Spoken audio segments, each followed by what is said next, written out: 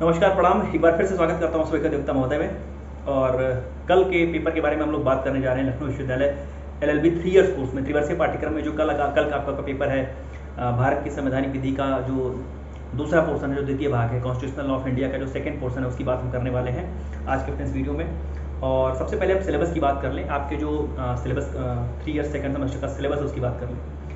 पहली यूनिट जो आपकी है फंडामेंटल राइट से शुरू होती है, आर्टिकल 12 से शुरू होती है, 14 भी है उसमें और आर्टिकल 19 तक है। और दूसरी यूनिट आपकी फंडामेंटल राइट्स की जो शुरू होती है, right to life and personal liberty से है, उसके स्कोप और एक्सटेंट से है और उसके रीजनेबल रेस्ट्रिक्शंस को लेकर के है। यूनिट 3 आपकी है जो वो राइट टू कॉन्स्टिट्यूशनल रेमेडीज है, आर्टिकल 32, आर्टिकल 226, 5 यूनिट्स। और इसके बाद जो कि चौथी यूनिट है वो है directive principle of state policy, राज्य के नीति निर्देशक तत्व के बारे में है। फंडामेंटल राइट्स से उसका क्या रिलेशन है उसके बारे में है। और जो सोशल जस्टिस का कंसेप्ट है उसके बारे में है कि जो सामाजिक न्याय की अवधारणा भारतीय संविधान में प्रतिपादित की गई है, जो इनुमरेट कहाँ से हुआ है, इंदिरा साहनी के केस वगैरह को लेकर के सवाल अक्सर पूछे जाते रहे हैं। तो ये आपके सिलेबस की बात हो गई। और सिलेबस के बाद हम लोग सीधे आते हैं अब अपने उस 10 सवालों पर जो 10 आपके लिए महत्वपूर्ण होने वाले हैं कल के पेपर को लेकर के।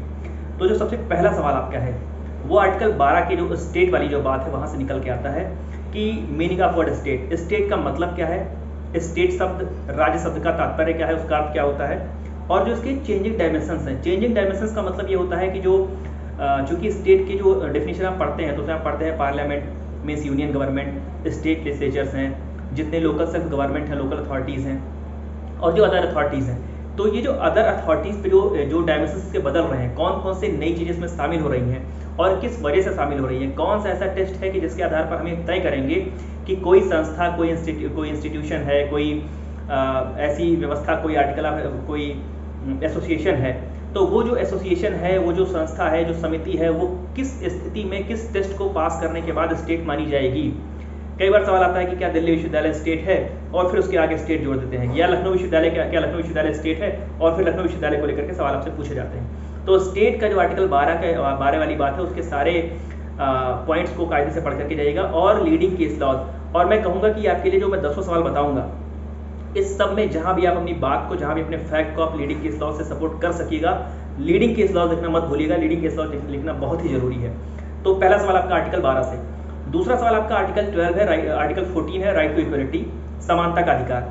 और इसमें जो रीजनेबल क्लासिफिकेशन किया गया है, रीजनेबल क्लासिफिकेशन का मतलब क्या होता है, रीजनेबल क्लासिफिकेशन के लीडिंग केस लॉ, और साथ में जो एब्सेंस ऑफ आर्बिट्रेरीनेस है, ईपी रोयप्पा वाला केस कि मनमानेपन के विरुद्ध संरक्षण का जो सिद्धांत है, आर्टिकल 14 विधि के समक्ष समता के अधिकार में जो मनमानेपन के विरुद्ध संरक्षण वाली जो बात है, उसको भी खास तौर पर पढ़ के जाइएगा।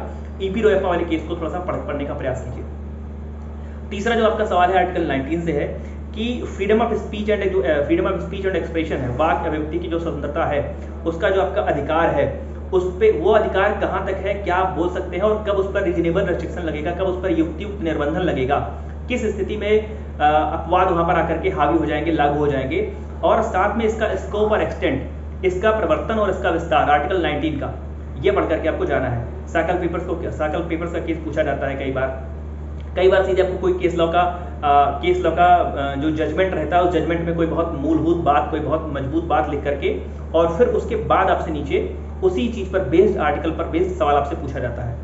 चौथा सवाल हो सकता है कि no person shall be deprived of his personal liberty except according to procedure established by law. तो प्रोसीजर एस्टैब्लिश्ड बाय लॉ क्या होता है, और प्रोसीजर एस्टैब्लिश्ड बाय लॉ के साथ कब आपकी लाइफ एंड पर्सनल लिबर्टी वाली जो आपका अधिकार है, फंडामेंटल राइट है, मूल अधिकार है, उस पर निर्बंधन कब लगाए जा सकते हैं। और चूंकि आर्टिकल 21 बहुत ही वृहद, मैं तो कहूँगा एक तरीके से मिनी कॉन्स्टिट्यूशन जैसा है, बहुत सारी चीजें उसमें नई जुड़ती आई हैं। जैसे एक बार रामलीला मैदान वाले केस को पूछा गया है, राइट टू स्लीप वाला। तो कई बार आपको कोई एक नया फंडामेंटल राइट पूछ लिया जाता है जो अभी हाल में आर्टिकल 21 में जुड़ा है, और उसके बाद आपसे आर्टिकल 21 पे सवाल पूछे जाते हैं। तो आर्टिकल 21 आपके लिए बहुत जरूरी है, और आर्टिकल 21 पे लीडिंग केस लॉ पढ़ के जाइएगा। 2-4 ऐसे नए जो राइट्स क्रिएट किए गए हैं जुडिशरी के द्वारा या लेजिस्लेचर के द्वारा, उसको भी पढ़ करके जाइएगा। सवाल है extent to which religious freedom is guaranteed under constitution of India. जो धार्मिक स्वतंत्रता का अधिकार है आपका, वो किस एक्सटेंट तक आपको मिला हुआ है, किस एक्सटेंट तक आपको मिला हुआ है का मतलब कि किस हद तक जा करके आप अपने धार्मिक स्वतंत्रता के अधिकार को यूज कर सकते हैं, एक्सरसाइज कर सकते हैं, और कहाँ पे रीजनेबल रेस्ट्रिक्शंस, कहाँ पे युक्तियुक्त निर्बंधन लगने शुरू हो जाएंगे। तो एक सवाल आपको रिलीजियस फ्रीडम को लेकर के भी आ सकता है। अगला सवाल आपका प्रिवेंटिव डिटेंशन से है कि प्रिवेंटिव डिटेंशन का मतलब क्या होता है। निवारक निरोध अधिनियम जिसको बोलते हैं, प्रिवेंटिव डिटेंशन एक्ट, उसका मतलब क्या होता है प्रिवेंटिव डिटेंशन का, और कौन से सेफगार्ड्स हैं कॉन्स्टिट्यूशन में जो एक अरेस्टेड पर्सन को अंडर प्रिवेंटिव डिटेंशन एक्ट में, अरेस्ट विदाउट वारंट में, कौन से ऐसे राइट्स हैं जो अरेस्टेड पर्सन को अवेल हैं, कौन से ऐसे राइट हैं जो एक गिरफ्तार व्यक्ति को प्रिवेंटिव डिटेंशन एक्ट में मिलने ही मिलने चाहिए, कौन लोग उसकी जांच करते हैं, क्या समयावधि होती है, वो सारी बातें आपको पीडी एक्ट की पढ़ करके जानी है।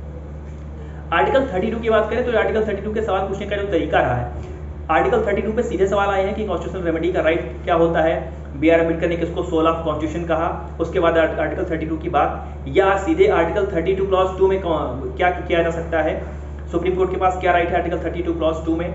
और जब आप आर्टिकल 32 पढ़ रहे हैं तो 32 के सारे क्लॉजेस को पढ़ करके जाइएगा, साथ में हैबियस कॉर्पस, मैंडेमस, प्रोहिबिशन, सर्चुरारी। प्रयास ही करिए कि हैबियस कॉर्पस, मैंडेमस और हैबियस कॉर्पस, मैंडेमस ये तो जरूर पढ़ के जाइएगा। बाकी आप प्रोहिबिशन को, सर्चुरारी को, कोराटो को भी प्रयास करिए कि उसको भी पढ़ करके जाइए। बाकी आप आर्टिकल 32 के जितने एस्पेक्ट हैं, जितने उसके अंदर क्लॉजेस, सब क्लॉजेस हैं, उनको खूब कायदे से पढ़ करके जाइएगा। आर्टिकल 32 की मैं बात कर रहा हूँ। उसके बाद जो अगला सवाल है directive principle of state policy का, डीपीएसपी का, आपको एक स्टेटमेंट मिल सकता है। एक स्टेटमेंट मैंने नोट किया है कि the directive principle of state policy shall not be enforceable by any court of law but they are nevertheless fundamental in governance of country. इसकी मैं हिंदी बताऊं तो इसकी हिंदी है कि राज्य के जो नीति निर्देशक तत्व हैं वो न्यायालयों के द्वारा परिवर्तनीय तो नहीं है, इन्फोर्सेबल तो नहीं है, लेकिन जिस समय राज्य कानून का निर्माण करेगा, विधि का निर्माण करेगा, उस समय नीति निर्देशक तत्वों को ध्यान में रखना होगा। And it shall be the duty of state to apply these principles in making laws. जिस समय राज्य कोई कानून बना रहा है उस समय एक बार उसको देखना पड़ेगा कि उसको क्या डायरेक्टिव्स मिले हैं, उसको क्या डायरेक्शन मिले हैं।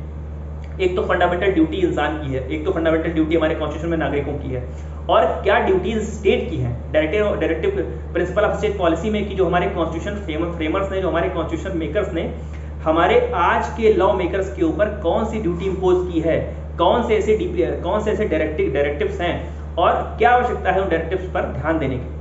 उनका और फंडामेंटल राइट का आपस में क्या रिलेशन है, क्या फंडामेंटल राइट को इन्फोर्स कराने के लिए आप डीपीएसपी को बाईपास कर सकते हैं, या डीपीएसपी की किसी बात को बाईपास करके आप फंडामेंटल राइट को दे सकते हैं, छीन सकते हैं, उसके कंट्रावेंशन में जा सकते हैं। ऐसे सवाल खुद पूछे गए हैं। तो आप डीपीएसपी और फंडामेंटल राइट का जो रिलेशन है आपस का, उस पर अच्छे से अपनी व्याख्या तैयार करके जाइएगा, और साथ ही जो लीडिंग केस लॉज हैं जिससे आप अपनी बात को सपोर्ट करेंगे कि नहीं फंडामेंटल राइट इन्फोर्सेबल है, directive principle of state policy enforceable नहीं है, फिर भी उसका महत्व है, ऐसी बातों को आपको वजन देना होगा अपने लीडिंग केस लॉज से। 9वें सवाल की बात करें तो जो कंसेप्ट ऑफ सोशल जस्टिस है, कंसेप्ट ऑफ सोशल जस्टिस का मतलब सामाजिक न्याय की अवधारणा, और सामाजिक न्याय जो अवधारणा है जिसको कंपनसेटरी डिस्क्रिमिनेशन बोलते हैं। कंपनसेटरी डिस्क्रिमिनेशन का मतलब यह है कि लोगों को लगता है कि रिजर्वेशन देकर के डिस्क्रिमिनेशन किया जा रहा है, लेकिन वो एक तरीके से कॉम्पनसेशन के तौर पर उनको मिल रहा है, और ये उनको इसलिए मिल रहा है क्योंकि समाज के वो पिछड़े तबके, समाज के वो निचले पायदान पर खड़े हैं और उनको उठा करके लाना है, समाज के मुख्य धारा में उनको जोड़ना है। तो सोशल जस्टिस का कंसेप्ट क्या है, सोशल जस्टिस के कंसेप्ट के पीछे का बैकड्रॉप क्या है, क्या अवधारणा रही है कि 16(4) लाना पड़ा, 15 क्लॉज 4 लाना पड़ा, ईडब्ल्यूएस लाना पड़ा। तो अपनी बात ईडब्ल्यूएस पर आजकल सुप्रीम कोर्ट में खूब हंगामा हो रहा है, हंगामा मीन्स खूब ज्यादा बहस चर्चा हो रही है। और जब आप कंसेप्ट ऑफ सोशल जस्टिस को लिख रहे हैं तो आपको Indira Sahni versus union of India जैसे केस, देवराजन का केस, तो ऐसे बहुत सारे केस लॉज हैं जो सोशल जस्टिस के कंसेप्ट को सपोर्ट करते हैं।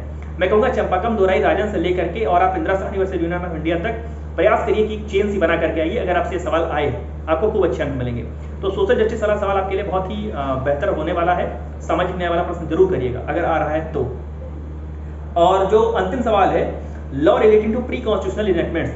प्री कॉन्स्टिट्यूशनल इनेक्टमेंट्स का जो आर्टिकल 13 में जो व्यवस्था दी गई है कि कौन सी हद तक प्री कॉन्स्टिट्यूशनल लॉज को जो शून्य माना जाएगा, क्योंकि सिद्धांत है कि जो भी प्री कॉन्स्टिट्यूशनल लॉज हैं अगर वो आज की डेट में फंडामेंटल राइट, जो एग्जिस्टिंग फंडामेंटल राइट है उसके वायलेशन में है, तो प्री कॉन्स्टिट्यूशनल लॉ को उस हद तक शून्य माना जाएगा जिस हद तक वो उसको वायलेट करता है। और यहीं से बात निकल के आती है डॉक्ट्रिन ऑफ सेवरेबिलिटी की, पृथक्करण करने के सिद्धांत की, कि क्या उस पूरे लॉ में से एक लाइन को निकाल कर उस पूरे लॉ की अहमियत को बचा के रखा जा सकता है, या उस पूरे के पूरे लॉ को फंडामेंटल राइट के अगेंस्ट होने के नाते, फंडामेंटल राइट का वॉयलेशन करने के नाते खत्म करना पड़ेगा।